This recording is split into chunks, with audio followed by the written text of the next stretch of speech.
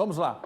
O presidente da Assembleia Legislativa, o deputado Júlio Garcia, denunciado 2 vezes pelo Ministério Público Federal no âmbito da Operação Alcatraz, que está investigando desvio de recursos, fraudes em licitações, inclusive agora com delações premiadas, e os autos mostram como o esquema aconteceria, segundo as investigações. Já está com a Justiça. A juíza Janaína Cassol deve apresentar dentro de alguns dias, deu um prazo de 15 para que ele apresentasse defesa, se vai acatar ou não a denúncia, se vai transformar Júlio Garcia em réu ou não. Pois bem, agora ele se manifestou, Prisco. Se manifestou de alguma maneira tardiamente, e a imprensa vinha cobrando esse posicionamento de Júlio Garcia, assim como sempre cobramos de Carlos Moisés, quando ele se enclausurou e submergiu, mergulhou e desapareceu e não se manifestava. Você até lembrava bem, na Operação Chabu, depois de preso, no outro dia o prefeito Jean Loureiro estava em todas as emissoras de televisão sem advogado prestando esclarecimentos. Então é importante dar a cara para bater e se posicionar com clareza. Mas, de qualquer maneira, embora de forma tardia, o presidente da Assembleia se posicionou 21 dias depois da primeira denúncia, que foi no dia 14 de setembro. Júlio Garcia, na presidência da Assembleia Legislativa, fez um pronunciamento, leu um discurso regado a juridiquês e ele começou questionando exatamente este julgamento prévio. Vamos acompanhar um trecho. Julgo pertinente relembrar rapidamente algumas operações feitas por esse mesmo Ministério Público Federal.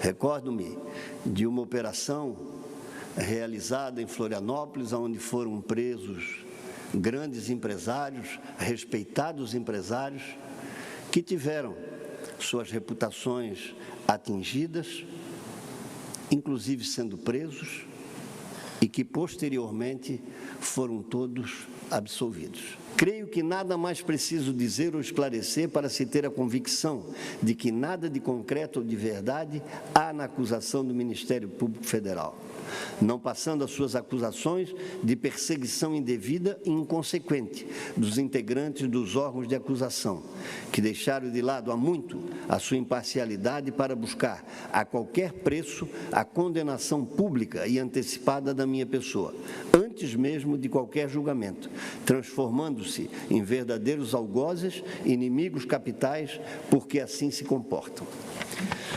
Esse comportamento, para encerrar, dos membros da Força-Tarefa do Ministério Público Federal só revela que, não encontradas provas, o assunto passou a ser pessoal, de intolerância pela frustração da operação, que desde seu início me havia elegido como alvo ou bode expiatório daquilo que pensaram ser o grande caso ou espetáculo promovido às custas da reputação alheia. Já falei do comportamento da Assembleia no processo de impeachment.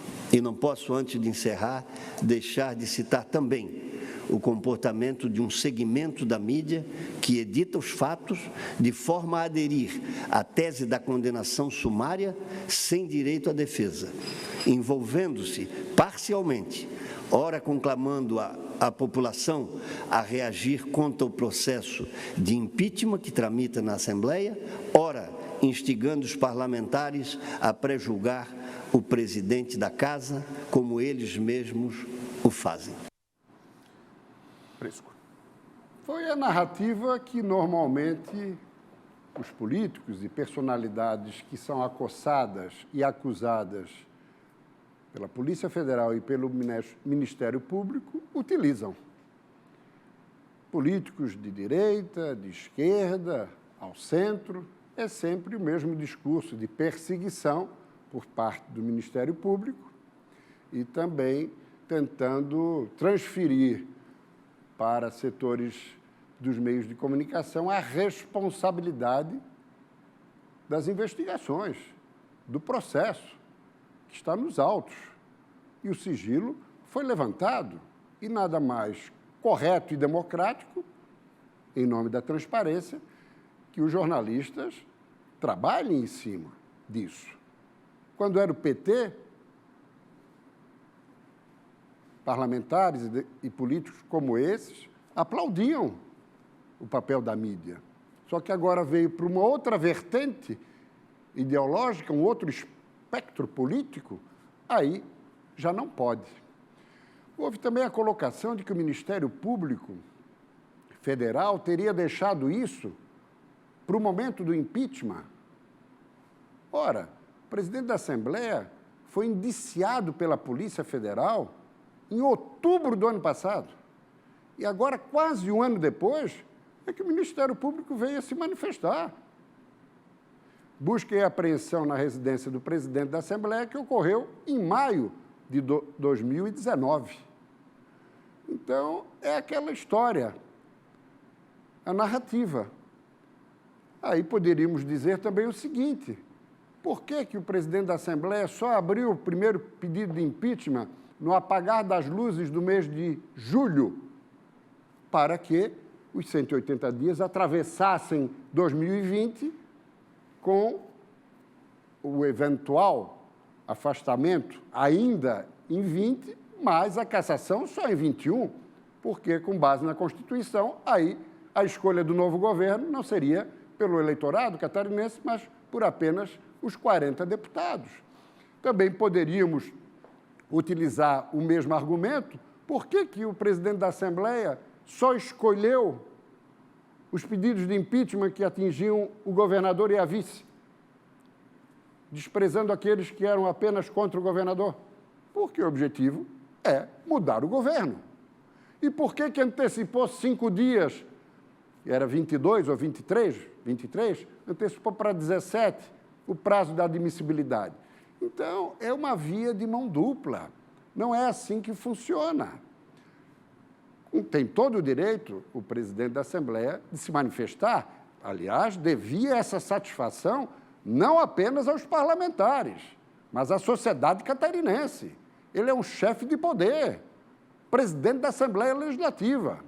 Ah, mas a reação dos deputados, 14 se manifestaram em solidariedade. É verdade, de 39, 14. 25 não se pronunciaram. Ah, mas 14 que representam 10 bancadas. É verdade. Tirando o PT Trabalhadores, o Novo e o PCdoB, todas as demais bancadas da Assembleia lhe respaldaram. Não poderia ser diferente, tudo dentro da normalidade. Espírito de corpo, evidentemente. Os deputados iam falar mal do seu presidente, que comanda um orçamento robusto no contexto do Poder Legislativo? Claro que não. Assim como os deputados se matriculam na vida de Carlos Moisés. Agora, quando é um membro do parlamento, presidente, o defendem. O mesmo serve no governo do Estado. Os secretários de Estado, nomeados por Carlos Moisés, atacam Júlio Garcia e os deputados defendem Carlos Moisés.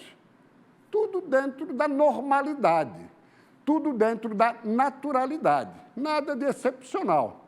O fundamental, meu caro Fernando, é que o presidente da Assembleia efetivamente seja convincente para as autoridades que vão julgá-lo.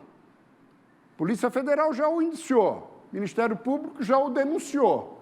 A juíza agora vai se manifestar. Ele tem que responder não apenas aos parlamentares, a quem devia satisfação, e à sociedade catarinense, mas também à Justiça.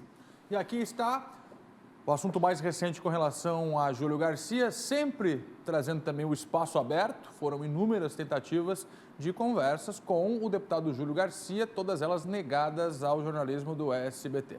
Agora está aqui um pedido de afastamento do deputado Júlio Garcia, presidente da Alesc. Muito embora o advogado que tenha apresentado essa peça ontem, Tiago Frigo, é advogado, mas é segundo suplente do PSL, partido do governador. Ah, ele é suspeito? Até pode ser. Mas como nenhum outro parlamentar tomou a iniciativa, ele o fez.